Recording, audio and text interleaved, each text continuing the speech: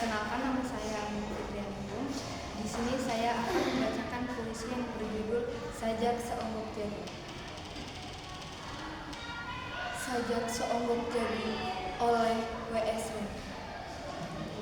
Seonggok jagung di kamar dan seorang pemuda yang kurang sekolah memandang jagung itu. Sang pemuda melihat ladang. Ia melihat petani, ia melihat panen, dan suatu hari subuh, para wanita dengan gendongan pergi ke pasar. Dan ia juga melihat suatu pagi hari di dekat sumur, gadis-gadis bercanda sambil menumbuk jagung menjadi maizena. Sedang di dalam dapur, tungku-tungku menyala, di dalam udara murni tercium kue jagung. Seonggok jagung di kamar dan seorang pemuda. Ia siap menggarap jagung. Ia melihat kemungkinan otak dan tangan siap bekerja. Tetapi ini seonggok jagung di kamar dan seorang pemuda tamat SLA.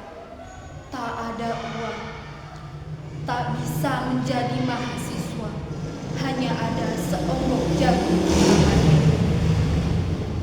Ia memandang jagung itu dan ia melihat dirinya terlunta-lunta. Ia melihat dirinya ditendang dari diskotik. Ia melihat sepasang sepatu kenes di balik etalase. Ia melihat saingannya naik sepeda motor. Ia melihat nomor-nomor lotre. Ia melihat dirinya sendiri miskin dan gagal.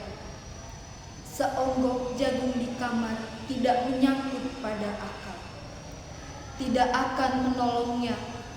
Seonggok jagung di kamar tak akan menolong seorang pemuda yang pandangan hidupnya berasal dari buku dan tidak dari kehidupan, yang tidak terlatih dalam metode dan hanya penuh hafalan kesimpulan, yang hanya terlatih sebagai pemakai, tetapi kurang latihan bebas berkarya.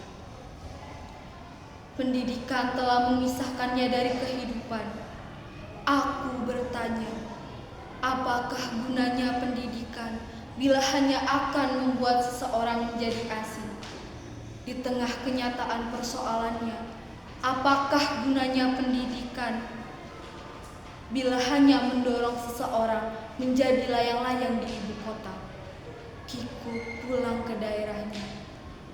Apakah gunanya seseorang belajar filsafat, sastra, teknologi, ilmu kedokteran, atau apa saja bila pada akhirnya ketika ia pulang ke daerahnya lalu berkata, "Di sini aku merasa asing dan sepi." Makasih.